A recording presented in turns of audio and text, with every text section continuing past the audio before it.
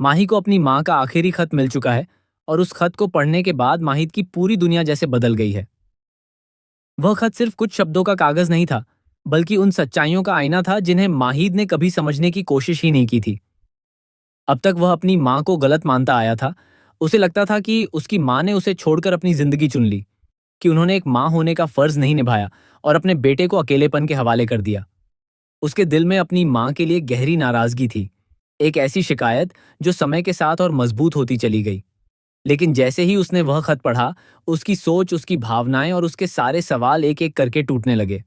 खत में लिखे हर एक शब्द में दर्द था, मजबूरी थी और एक माँ का अपने बेटे के लिए बेशुमार प्यार छिपा हुआ था।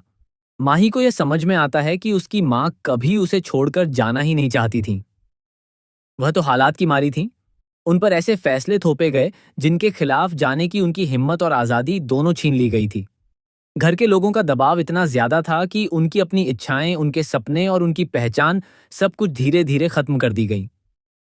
वह पढ़ना चाहती थीं, अपने पैरों पर खड़ा होना चाहती थीं, अपनी एक अलग पहचान बनाना चाहती थीं, लेकिन उन्हें हर कदम पर रोका गया, टोका गया और उनकी आवाज को दबा दिया गया। इस पूरे मामले में सबसे बड़ा सच जो सामने आता है, वह यह है कि इस कहानी का असली विलेन कोई और नहीं बल्कि दादा हजूर थे। दादा हजूर की सोच बेहद संकीर्ण थी। वह कभी नहीं चाहते थे कि उनके घर की बहुएं घर की चार दीवारी से बाहर निकलें। उनके लिए औरतों की जगह सिर्फ घर के अंदर थी, जहां वे बिना किसी सवाल के हर आदेश का पालन करें। माहिद की माँ जब अपने सपनों को जीना चाहती थीं, जब वह आगे बढ़ने की कोशिश कर रही थीं, तब दादा हजूर ने ही उन्हें रोकने की हर संभव कोशिश की। उन्होंने न सिर्फ उनके रास्ते में रुकावटें खड़ी की, बल्कि ऐसा माहौल बना दिया कि उनके लिए जीना तक मुश्किल हो गया। खत में यह भी इशारा मिलता है कि उन हालातों ने इतना भयानक रूप ले लिया था कि आखिरकार माहिद की माँ की जान तक चली गई। ये सच्चाई माहिद को अंदर तक तोड़ देती है। जिस माँ को वह अब तक दोष देता रहा, वही माँ असल में एक पीड़ित थी, एक ऐसी औरत जो अपने ही घर में कैद होकर रह गई थी। माहिद के दिल में अब सिर्फ पछतावा है, दर्द है और अपनी माँ के लिए एक गहरी संवेदना है। उसे एहसास होता है कि उसने बिना सच्चाई जाने अपनी माँ को कितना गलत समझा, उनके प्यार को कितनी आसानी से नजरअंदाज कर दिया। अब कहानी में एक नया मोड़ आता है, जहां शहर माहिद का साथ देती नजर आती है।